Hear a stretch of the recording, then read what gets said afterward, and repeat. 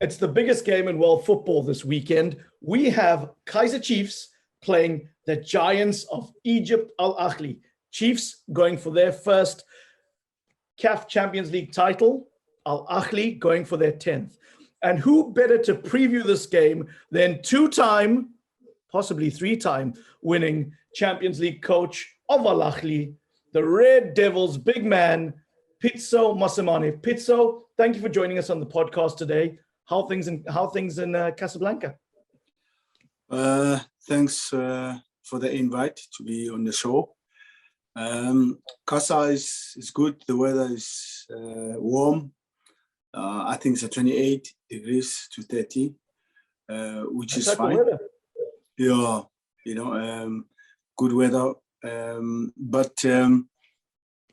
Yeah, long trip to come here. To be honest, it's not as long for Kaizer Chiefs. It's long for Kaizer Chiefs than us, to be honest. Mm-hmm. But it's still a 4.5 hour flight to come here. Yeah, they will take longer, to be honest. So in terms of traveling, we have a little bit of an advantage. But yeah, good. Yeah, good game, big game. We're waiting for it. Absolutely. And coach, we're going to talk football in a second, but there's obviously been a lot of unrest going on in South Africa. I feel like given the scale of it, it would be good to get your perspective from afar. You were obviously a former Bafana coach, an icon both at SuperSport and at Sundowns. What is your message to the nation? What is your perspective from afar? Yeah, my beloved country, I think it's the first time in our history we have this. Probably we had some of these things during the apartheid time when we were fighting to get our freedom. But now we've got our freedom, to be honest.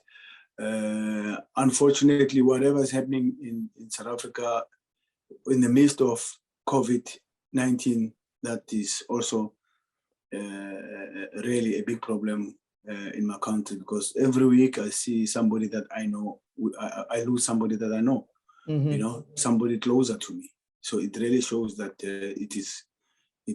we have another wave, to be honest, that we need to get it, and hopefully we get the vaccines as quick as possible to help and support the nation, because the nation is dying, to be honest, because of COVID. With the unrest, it's a sad story also. I never thought that this time after our democracy would be going through all this. But we all know the political side of it. What triggered the whole thing is because of the ex-president Zuma's arrest or case going on within the country. And of course, he's got his loyalists that support him, and we all know about it, and we can see how the procedures have been going. Everybody's aware of that. And I think what is happening now, it has gone above the protests of our ex-president Zuma. I think now it has gone to situation of unemployment and poverty. That's what is happening. That's my opinion. I think the looting now is people loitering and riding on a wave of the situation of the protests. Now people are looting, and it's easy for me or you to condemn looting, which is wrong. Looting is wrong. We don't condemn that, because the businesses that are happening, that have been looted, it belongs to all the South Africans, all the colors. Even friends that I know who even played football have lost businesses now because of the looting. But yeah, all the people who are looting, people who are not looting are people who are employed and have a job to do. All these people are loitering and don't have a job. They find an opportunity now on this thing, and they're looting. So it also shows that unemployment in South Africa is creating a problem. It also shows that the trial case of President Zuma causes problem. Obviously, we are living in a democratic world. I remember even President Mandela was taken to court in his reign. Yeah, no one is above the law. We have a constitution in the country, and we should abide to the law. Otherwise, we'll never have a country. And political factions also are creating the situations, and within the ANC, of course, we all know that. I mean, President Zuma is full ANC. So yeah, that's the challenge we have within the political, the ANC, and that's what we have with the looters, unemployment, and the sad part is, when you ban shopping malls and you ban shops, whatever, you're creating problem for the economy of the country, because the very same people who are in the neighborhood of those shopping malls and centers are the people who living in the townships who are going to the shopping malls to work. I mean, there's a shopping mall around the neighborhood. It employs people from the neighborhood. So now those people don't have a job now. It's two wrongs can never make right. We have a problem that now suddenly we don't have a clinic. Suddenly we don't have a chemist, and we are in COVID-19, and also the crowd mixing, closeness and all that. It creates problems. It's not right for COVID also. So we have those kind of situations in my country at this moment, and I cry for my beloved country. Pitso, thank you for sharing so honestly. Thank you for giving us that message from the heart. But as we transition to looking to the final this weekend, you've coached a South African team in Sundowns to win the Champions League. You've had success at Ahly. What emotions do you have prior to a final of this magnitude? You can never try and play modest and say it's only a game. You can never. It's a cup final, and it's a CAF Champions League cup final. Excuse me, it's a big one, and there's a lot of at stake. Kaizer Chiefs wants to win the Champions League. They're the only team at this point in time in the country that doesn't have a star on the emblem, and it's an opportunity for them. They also need it, like Pirates and my former employees. They need that. But so as Ahly needs the 10th one, everybody's speaking about Al-Ashra. Al-Ashra is La Decima in Arabic. Everybody's speaking about that, and I also want to be part of history. To be part of history, to have contributed to the 10th star of Al-Ahly. So it's very important for us, and it's very important for me, for my family, for the 70 million people who support Al-Ahly, and also for the rest of the Egyptians. So it's a big game, and and to be honest, I never thought Kaizer Chiefs would be in the final. I must tell you the honest truth. Why is that, Pitso? Because they didn't have a good season. Because while they're still playing CAF Champions League, they were lying 12 from the log.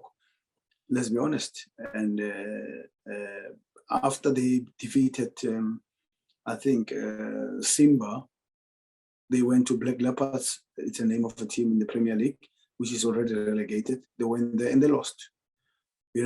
So they have been having a season that you cannot. That's very unpredictable. They've lost a coach who put them in the semi-final. He came all the way. He gave them the semi-final, and they sacked the coach. I think he was very sad also to lose, to be sacked when there's a cup final to be played. I feel sorry as a coach. I feel sorry for him. It's a situation of Spurs sacking Mourinho while he already qualified for the final. It's very sad for coaches. I mean, why don't you let the guy finish the final? And is it that bad that you have to take him out before the final? That doesn't sound good, to be honest. I'm talking on behalf of the coaches. Yeah. So that doesn't sound good, because if it happens to me, I would feel very bad. But anyway, because of football is the way it is, cup final is there. It's a big one. I'm playing against my home country. I'm conflicted. Yes, I am patriotic, but I must look after my family first, and I must look after people who pay my salary, who takes my children to school. So I have an obligation. I'm here. When I'm here, I'm wearing two hats. I've got a South African hat, but I've got an Egyptian hat also, And the Egyptian ones comes first at this point in time. When I'm in South Africa, it will be South Africa. Pitso, what a wonderful answer. And before I bring Courtney in, I think it's fair to say that in any other scenario, you'd probably be desperate to see Kaizer Chiefs win. If I'm correct, did you grow up as a Chiefs fan? Yeah, I grew up as a Chiefs fan because my uncles both played for Chiefs and Pirates at the same time, but a little bit more to Kaizer Chiefs because during that time in my era, Kaizer Chiefs was a bit dominant. Courtney can say that they had a big team of the teenage Lala, Asin Soleme, Howard Freese was playing also in that team. So that was their time, but it's a different era now. But now let's come into the insight in South African football. You got a very deep insight in South African football and also your context as well. How is that insight into football going to help you plot Chiefs' downfall? I don't rely on who I know and people I know. I rely on reality. And what is reality? Reality is the footage, the games that Kaizer Chiefs have been playing, especially in the Champions League. Because if you look at the games of Kaizer Chiefs, how they've been playing at home, you will be deceived. You'll think you'll win easier because they didn't do very well this year. You know, they lost a lot of games. But if you look at the Champions League campaign, it's directly opposite to what is happening there. You know, it's the Champions League and the local league. Local league, not good. The Champions League, they're shrewd. They don't give away many goals. Sometimes they don't score a lot. Sometimes they score, against Simba, they scored 4 goals. They've never scored 4 goals, even in the preliminaries. All you have to do is to watch their games, how they attack and how they defend. There you can find some common things there, that they are a little bit conservative. They play with 5 at the back, 5-3-2. It means they are more relying on getting one chance and they can win the match. And that's what they are doing. And their strength is on crosses. Their strength is on set pieces. They've got big boys. So that's what Kaizer Chiefs is doing. Not too much of a ball-playing team. No, scoring, keeping it safe behind, and using one chance to score. You know, like some of the games in Euro, you saw that there are teams that even won the match with 20 to 30% ball possession. Ball possession doesn't win you games. You know, so that's what they have been doing. Coach, you are very experienced at this level. You've been there before. You've won on 2 occasions. What are you expecting from Kaizer Chiefs who are novices at this particular level? How do you rate their side? When you speak about novices, I remember my team, my former team, when we won it in 2016. We were the same novices. In fact, we were even booted out of the tournament. We came back, you know. So what does that mean? It means anything is possible in football. Who rated Ukraine? Who rated Denmark? We all looked at Portugal. We all looked at France. We all looked at Germany. We all looked at those big name teams. We all looked at Spain. But it was not to be. Italy came over, but Denmark went to the semifinals. Ukraine was there. So what does it mean to football? For me, it tells me a story to say, if you can reach the cup final, you might as well as win it. So for both teams. Now, coming to your team's strengths, Coach, and Ahly has got many strengths. You haven't lost a game in 11 outings. You come into this game in good form.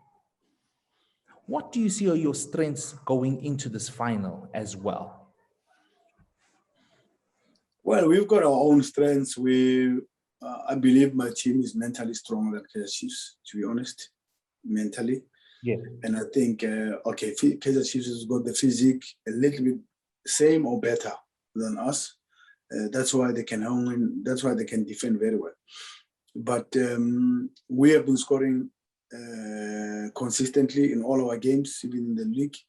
So we have been having a flow of 2, 3, 4 goals And I think we have a slight advantage of experience because we have just played the CAF Super Cup in Qatar. It's a big game.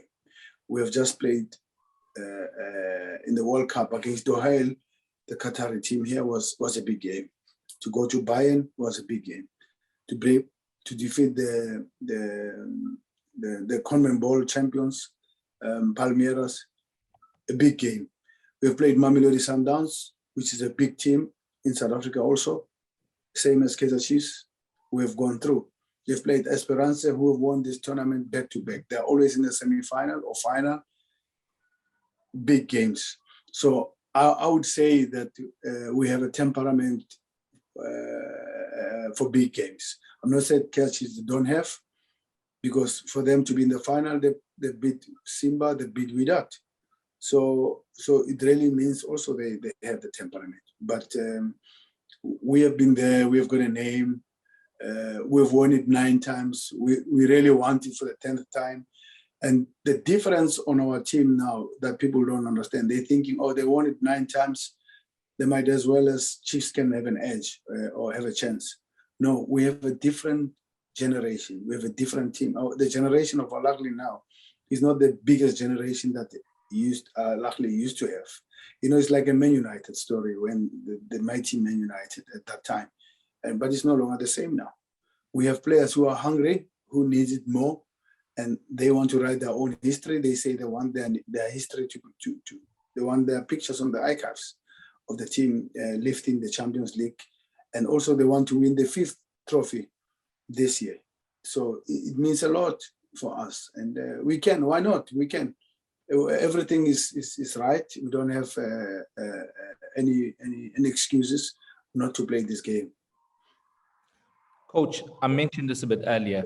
We've spoken to you before. Your attention to detail is always impeccable.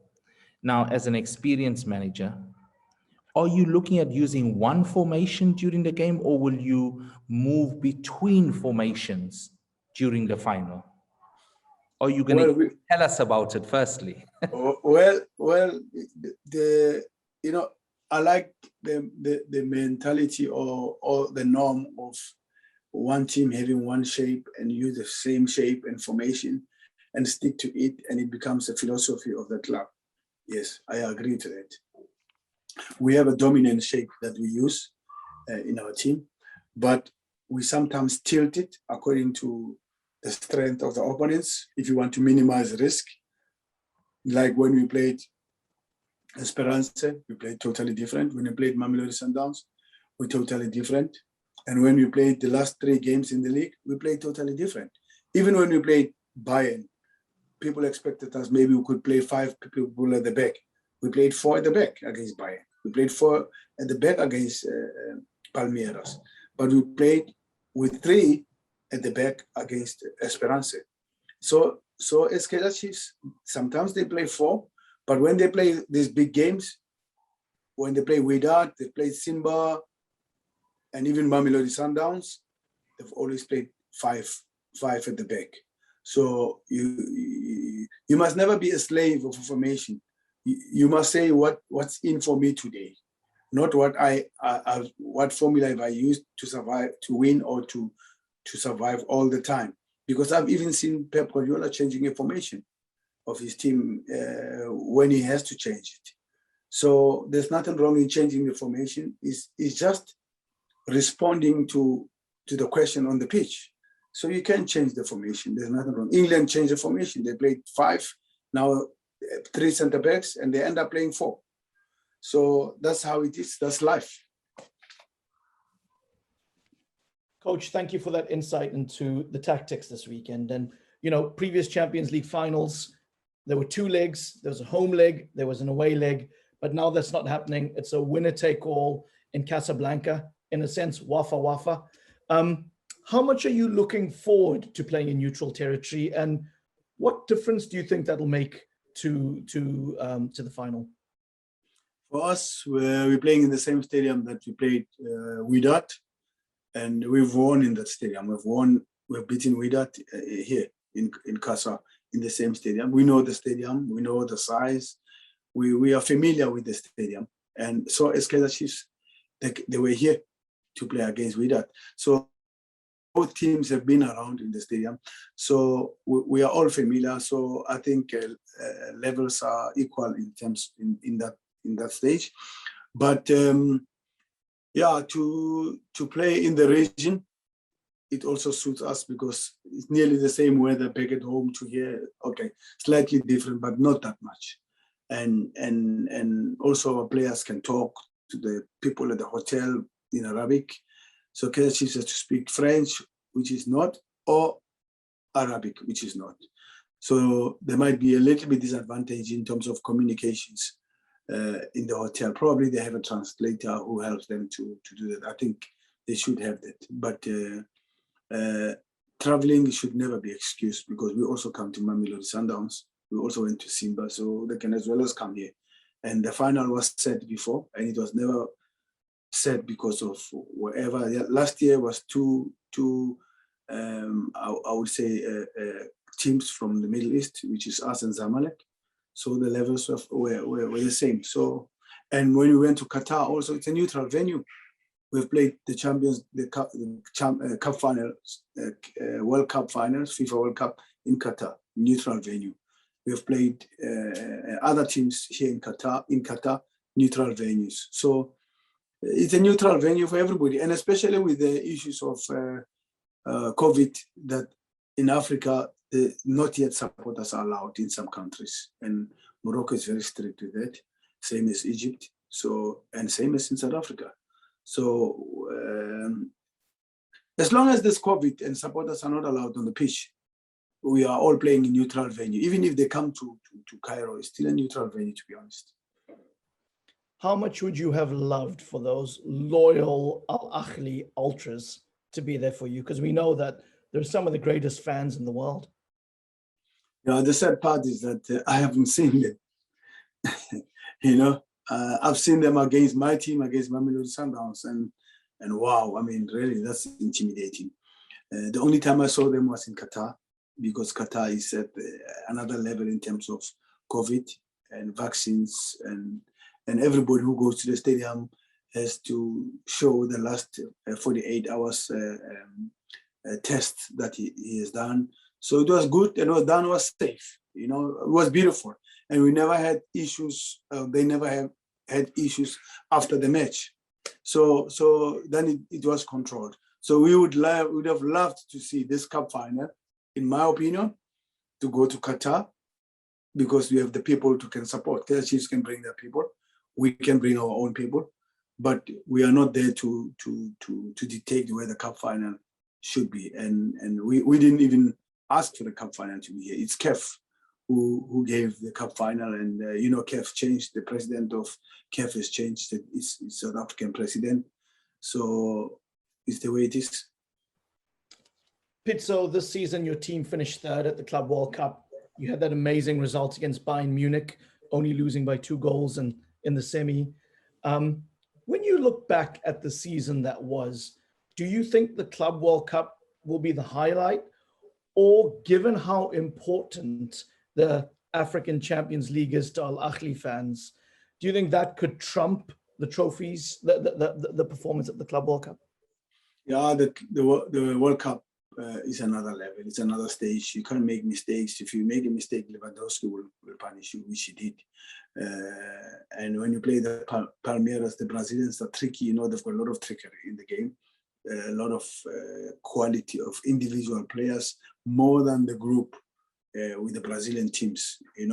So yeah, that was the biggest, because we had to work a bit harder, and we didn't even have time to prepare for the Club World Cup because we're busy with the games. So it was a bit tough for us to prepare. I can say that's the highlight, to be honest. I'm not saying CAF Champions League is easier. No, we were sweating to come to the final, but the level, the quality of the opponents, expectations are high at the Club World Cup. I mean, you're playing the best teams in the world, and for us to come out with a medal which represented Africa was good for Africa. So we did Africa well, never mind ourselves. Pitso, final question before we wrap this all up. this final is really unique. It's got Kaizer Chiefs, their first time in a final, the biggest brand and supported team in the country. You've got Ahly, the giants of the Arab world, the giants of North Africa, the most successful club in this competition's history, looking for a 10th title. And the man that will hand it over, the trophy at the end of the game, will be a South African in Patrice Motsepe, the first South African to head CAF, a man you worked closely with at Sundowns when you built their dynasty. When you look at this final, I mean, what are your thoughts? It's so unique in so many different ways. Yeah, it's so unique. But one common thing about that is, I think the president of the CAF, my former boss, I think is my lucky charm.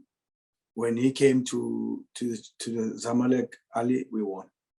When he came to the World Cup, we got the medal. I think we won for Africa. We got the medal for Africa. It's a bronze medal. Okay. When we came to last month, he came to Qatar again to hand us over the Super Cup against the team from here, from Morocco, Berkane. We won. So he must just keep consistent and keep coming, because he's a lucky charm. We certainly hope he's a lucky charm for you. Pitso, thank you for joining us on the pod. You're such a successful coach. You're only the 4th coach in Al Ahly's history in the 21st century. You boast a 76% win rate since you've joined the club. And right now, I don't know if you're even aware of this, you boast the best points per game ratio of any manager in the club's history. If there's anyone to take them into this final and to mastermind that success, you certainly appear to be the man. Pitso, thank you for joining us on the pod. We wish you well.